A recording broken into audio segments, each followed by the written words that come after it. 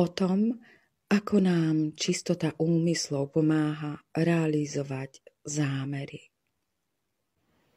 Aby ste dokázali zrealizovať svoje zámery, musíte mať čisté úmysly.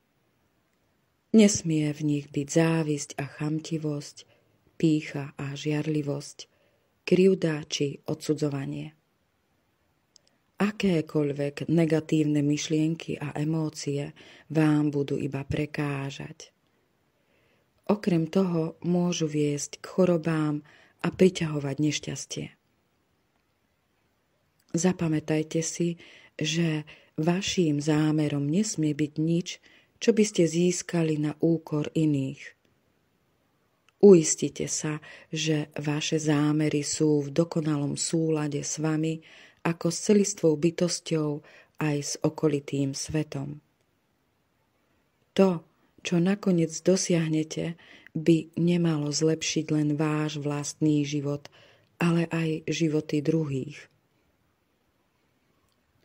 Čisté úmysly by ste nemali mať len pri snahe získať materiálne veci, ale aj vo vzťahoch, v snahe o vlastný rozvoj a zdokonalenie.